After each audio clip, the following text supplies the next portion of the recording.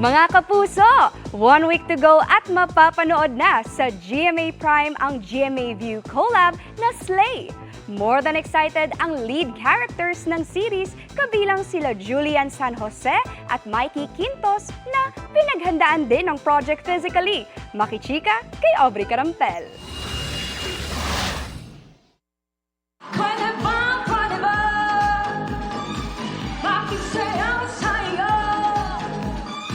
It's giving #AOS hot na summer ang look and performance ni Asia's Limitless star Julian San Jose sa All Out Sundays.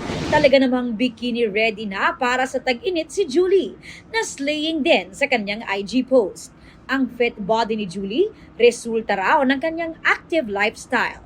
Recently, medyo naging active na rin ako sa pagtakbo. So, yeah, medyo bumabalik yung ganong lifestyle. So, I always make sure to work out kahit pa paano. Kasi busy din eh. Mas confident din ngayon ang co-star niya sa Slay na si Mikey Quintos after losing weight. Pag-amin ni Mikey, last year nagkaroon siya ng self-doubts at nahirapan to get back in shape. Pero na-motivate siya ng kanyang loved ones, kabilang ang boyfriend na si Paul Salas. Minsan, yung tingin lang natin sa sarili natin yung naghihinder sa atin para maabot natin yung mga dapat para sa atin. Tapos, when that shifted in my head, mas naging direct yung focus ko, mas naging motivated ako, mas naging masaya din ako. Napapanood ngayon sina Julie and Mikey sa unang GMA View Original Murder Mystery Series na Slay, na soon ay mapapanood na rin sa GMA. Gumaganap si Mikey as Sugar, na ang karakter may pagkakapareho raw sa kanya, pero malaki rin ang pagkakaiba.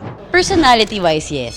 Very Mikey. Pero yung mahuguting, hindi ako matanim ng galit as Mikey. Pero si Sugar, maganon.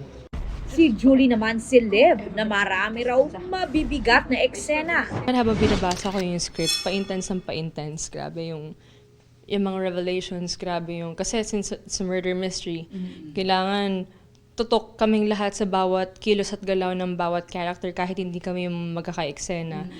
Samantala, proud girlfriend naman si Julie kay River Cruz sa bago nitong movie na Sinagtala, kung saan gumaganap si River bilang member ng isang rock band.